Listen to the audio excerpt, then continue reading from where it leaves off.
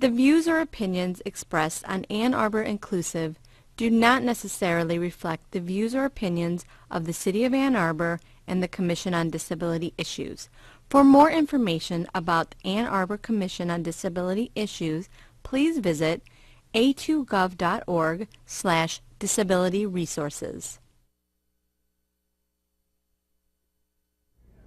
Hello everyone and welcome to Ann Arbor Inclusive. I'm Zach Damon.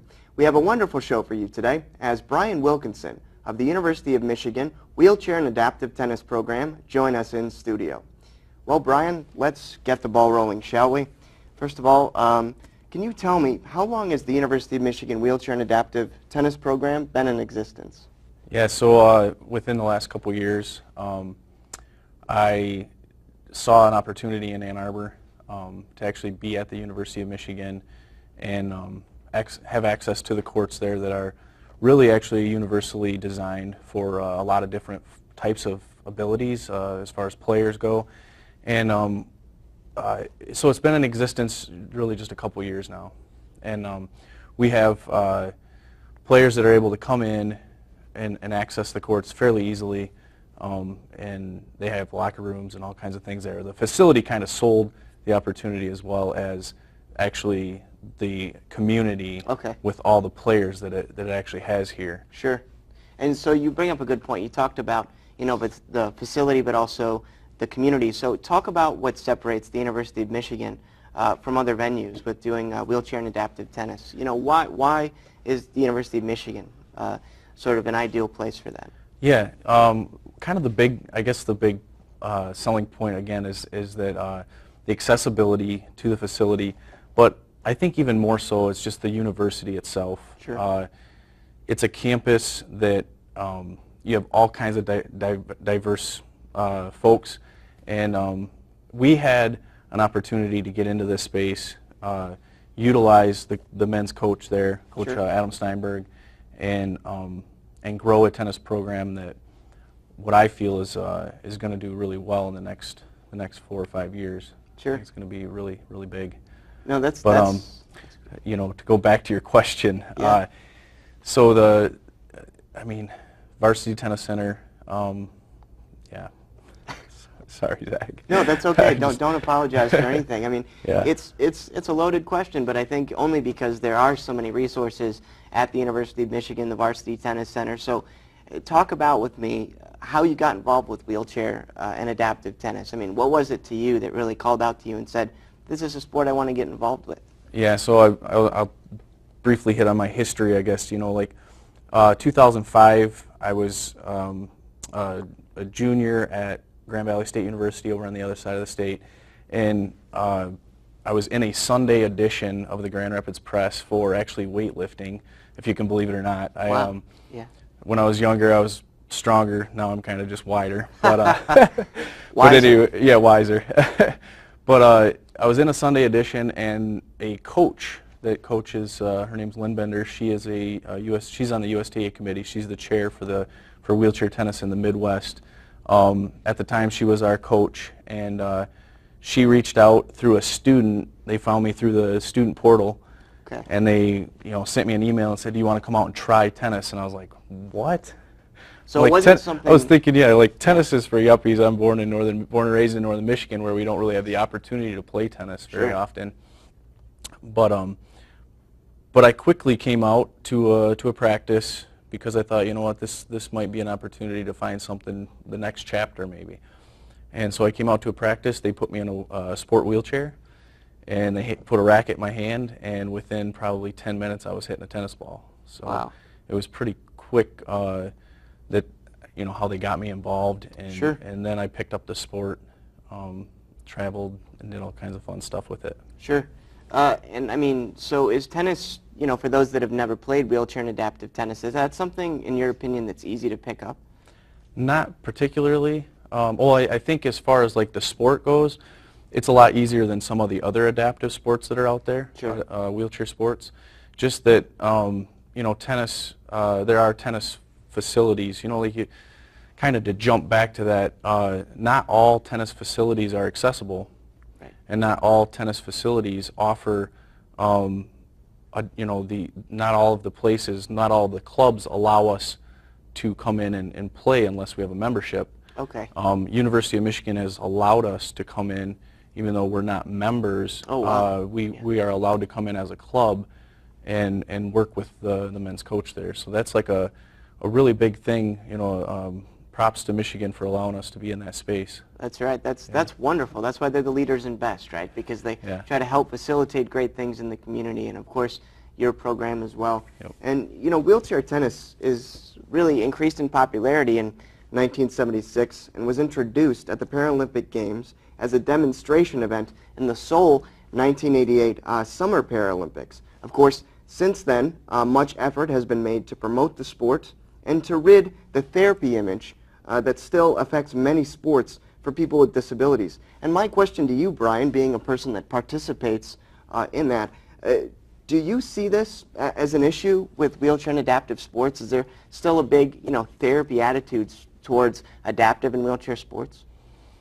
I think it's just becoming more of an outlet for people. Sure. So I guess in that sense, I guess when you say therapy, the thing that pops into my mind is people that are newly injured or acquire a disability, right. And then they used to be involved in a sport, but there might be a sport that they were involved in that they can no longer participate in.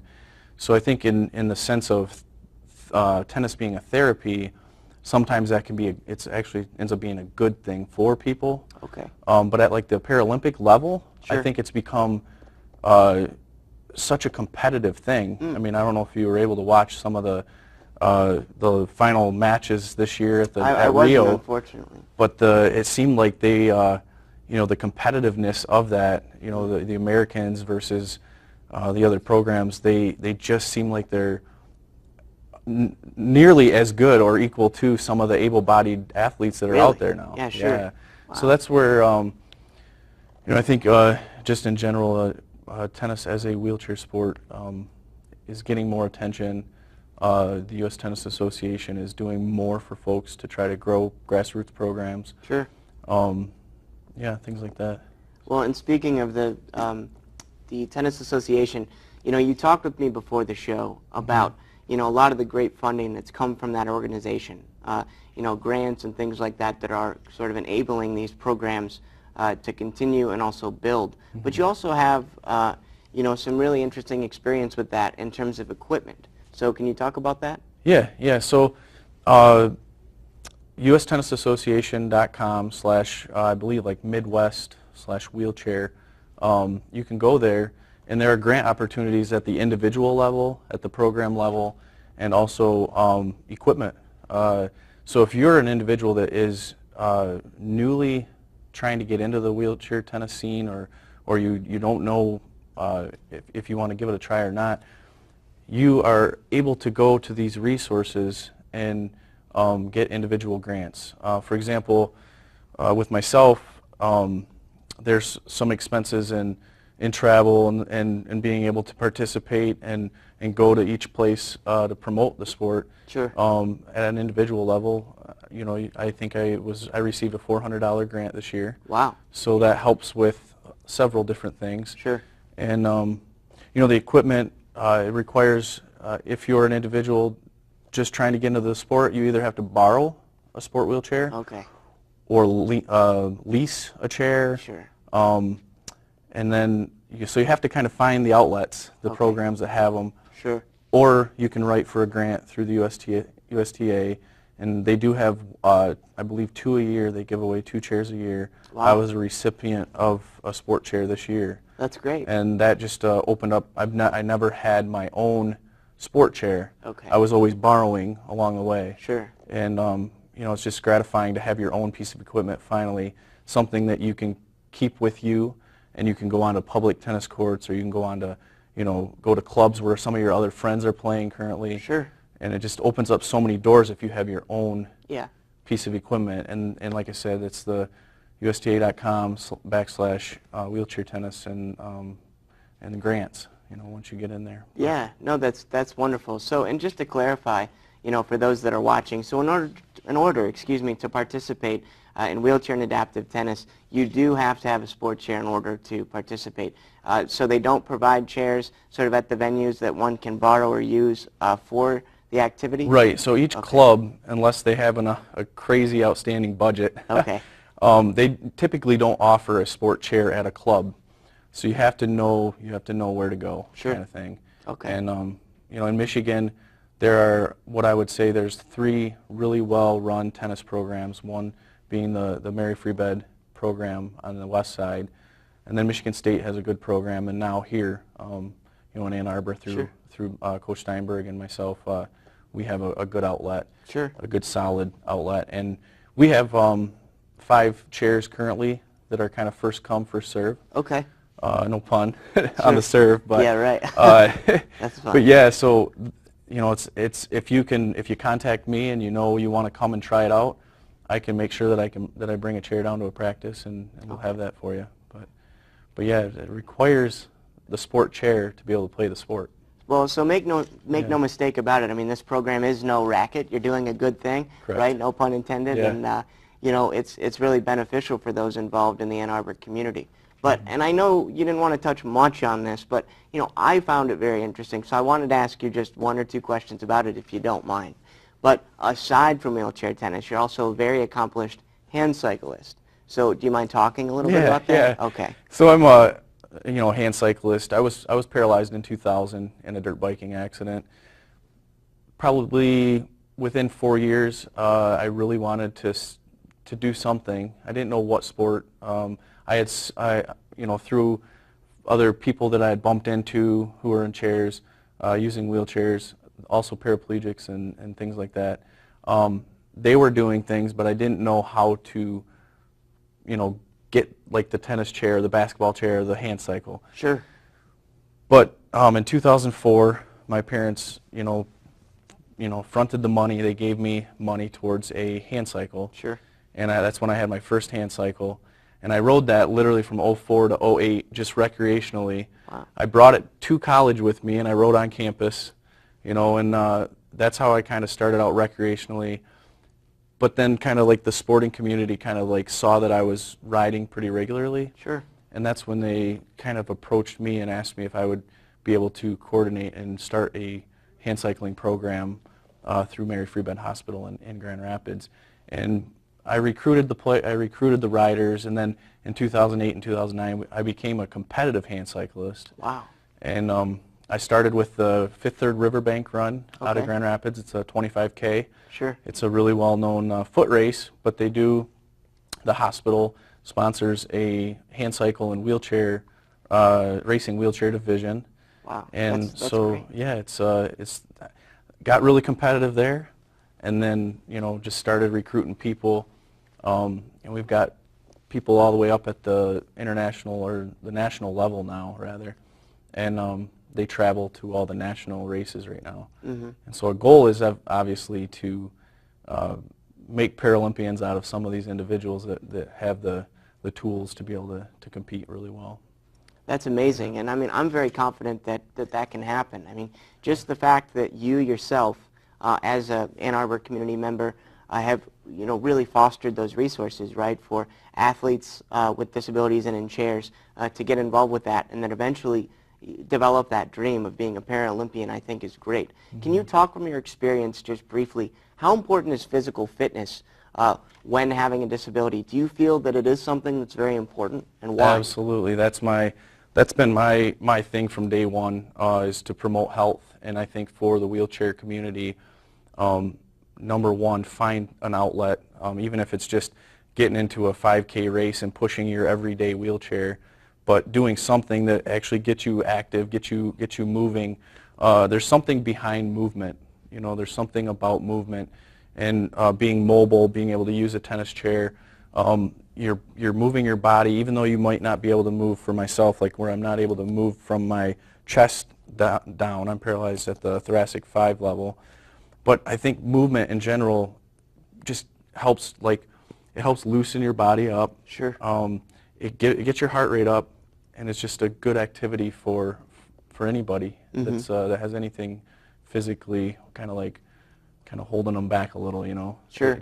It'll give them a bigger outlet Sure. to get into a sport. Or just a different challenge. You know, I think everybody faces different Yeah. challenges with whatever it is, whether it's a disability or whether it's age or what have you. But Right. I think you bring up a great point about how important fitness is, and I think it's wonderful that you support that and promote that. Can you talk a little bit about, you know, the age range of participants with the University of Michigan Wheelchair and Adaptive Tennis Program? I mean, do you have to be a certain age, or can kids join, or is this primarily for adults? Primarily for adults right now.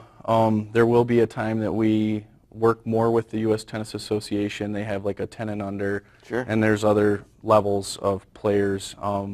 But currently we're an adult program. If you are like 15, 16, and you have really good coachability as far as like the wheelchair tennis side of it, we sometimes will kind of loosen up a little bit and allow those players to come in, because at that age sometimes we see where we're like, man, they just need that little extra, so we'll bring them up with the adult players. Sure. And they just grow so much faster, Okay. you know, as an individual and as an athlete. Sure. So sometimes it's good to get them when they're kind of youth, teenager-ish, Okay. and kind of mold them. But right now we're an adult program, just primarily. I think liability might be a big part of it, but I think more it's just we don't want to take on that branch of it quite yet. Sure. It's kind of a stepping stone that we'll get there eventually. Okay. But yeah. Talk about, if you can you share a great memory that you have with me about being involved with the University of Michigan Adaptive and Wheelchair Tennis Program? What's a memory right now that sticks out for you? Yeah, I work with the adaptive players. You know, I'm a wheelchair athlete as far as the tennis goes, but I work with the adaptive players as well, folks that are, you know, cognitively disabled.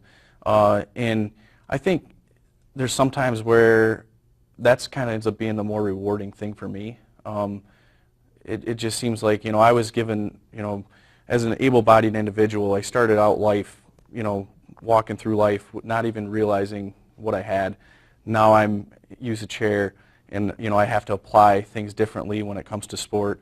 But even when it comes to adaptive, it's even more, you know, applying something else. It's another level of helping somebody be able to achieve such a happy thing to do, you know, with tennis. Sure. But I think a good memory is when, you know, when we're hitting tennis balls and you just see the smile on the faces of the adaptive players. Mm. And when you see an individual who hits the ball and they watch it through the air and they watch it until it actually makes contact with the ground, hits the ground, and comes to a dead stop. And that's when you're like, man, that's because you're able to watch them enjoying that moment, and it just makes you realize that some of the small things in life that they're not, you know, they're just things. Sure. You know, so. I mean, again, what does that feel like? I mean, to play tennis, you know, in a wheelchair, I mean, I've seen clips of it and I've seen it live, and to me it's just so visually interesting. I mean, in your mind, what does that feel like to play tennis in a wheelchair? Yeah, I mean, one of the advantages to standing tennis is that, you know, you can sidestep along the baseline. And for myself and for other individuals who use the tennis chair, you can't sidestep. And so you're literally having to push what I call your buggy. Mm-hmm. I call the tennis chair your buggy. So you're pushing your buggy along, and you really have to do a lot of you have to do a lot of movement in order to stay in the game. And you know, so I think there's a lot of extra things that you're thinking about to be able to participate. It's not just you're standing there, you get to hit the tennis ball. There's or lateral movement. It's you have to move your chair in such a symphony sometimes to be able to get it to where you need to be able to return a ball back. And it's just a different way of playing, but I believe it's a lot harder way to play the sport from being seated. There's just a lot of little disadvantages. For the serve, you're a lot lower, you know, for hitting it over the net. Sure. There's a 3 foot over the net rule kind of deal where you have to try to, you know, put a lot of top spin on a ball to get it to arch over the net. So our game is just totally adapted to make it work for us. Mm-hmm. And however, you know, it's very similar to a standing game in the sense that all the rules and everything are the same, except for we get two bounces to get to it.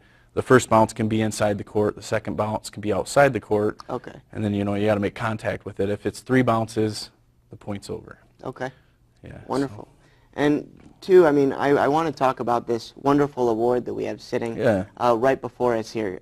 Can you talk a little bit about that? What is this and what is it for? Yeah, this is the Wheelchair Tennis Performance Award that actually the program that I coordinate, several of the athletes that are involved with that, they wrote and nominated me for it. And it's a pretty prestigious one.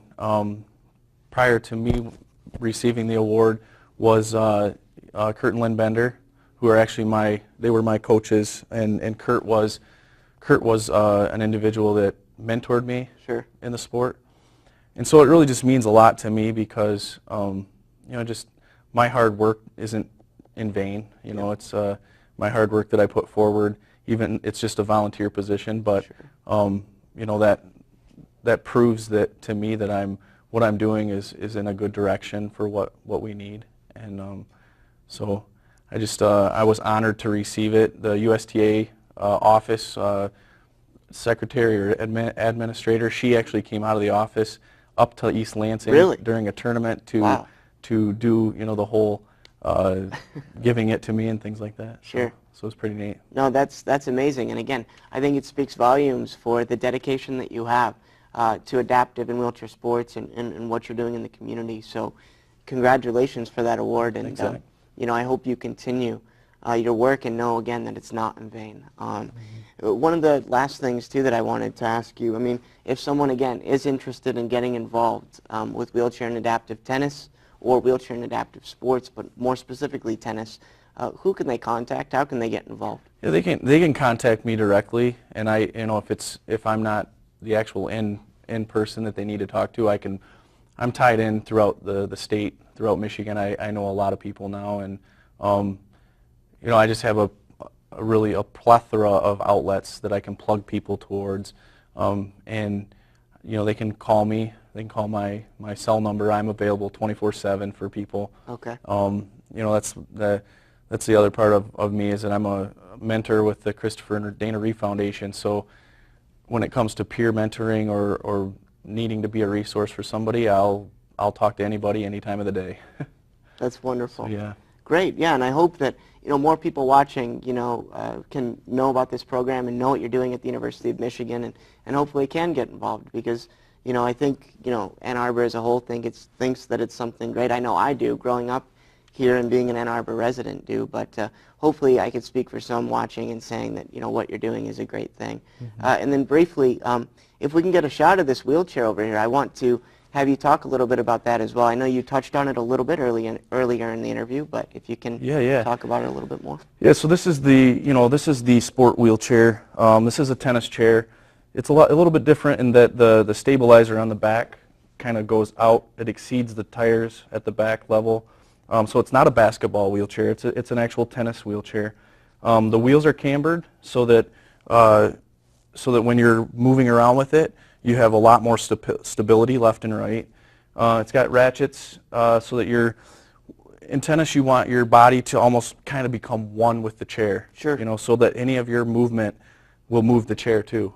Okay. And you know, so you know, these run typically around $3,200. Oh my goodness, per chair. Per chair. Wow. And that's just a stock. That's not even putting, you know, nice wheels and tires and buying lighter weight materials and stuff for them. Wow. That's just a stock chair. Sure. And so, you know, our program, like I said, we have 4 chairs right now that we're borrowing, but as we grow, we want to add more equipment to our inventory of equipment so that more people can come out and get involved.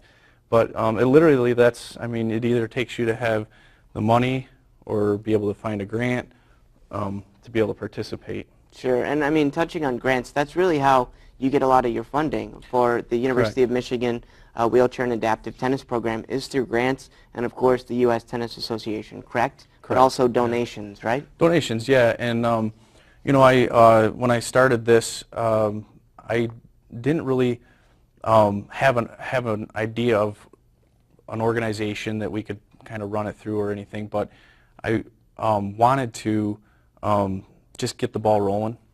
And so right now we're just rolling with what we have without Perfect. an actual like organization behind us at the moment. So Sure. we're looking at an organization to either like help us pick us up, or we're looking for people to fund it, Sure. so that we can keep paying our court expenses at the Varsity Tennis Center. And you know, we just so I have a razoo.com Okay. / I think UM Wheelchair Tennis. It'll probably pop up on the screen, but Okay. we have a fundraiser that we've created online Okay. to try to offset our costs that we incur. Great. So if people do want to donate and be a part of your cause financially, they can visit that Razoo site and get involved that way as Yeah. well. So hopefully, Yep. hopefully others can do that as well. So is there anything that you personally want to highlight to youth that maybe have an interest in wheelchair adaptive sports, or to parents that say, gee, you know, I want to get my child involved in this, or I want, you know, an adult to get involved in this, but I just don't know how? What would you say to them as a reason to get involved? Just to go back and highlight again the health outlet. You know, if you're a youth with a disability or an adult with a disability, you know, I just believe that I truly believe that you need to pick up something.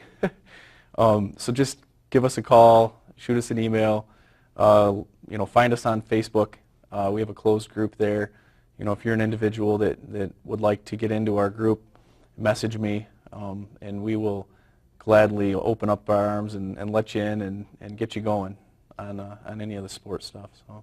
Wonderful, and hopefully the U.S. Paralympic team too can do well when they go and have the Olympics in Tokyo coming up. I know the Netherlands has sort of had a lock on that for a long time in wheelchair tennis. So go USA and go blue.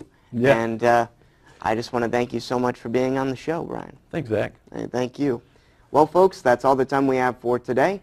I'd like to thank Bryan for joining us today, and hope that you enjoyed the program. Be sure, to tune into Ann Arbor Inclusive next month. Stay awesome, Ann Arbor.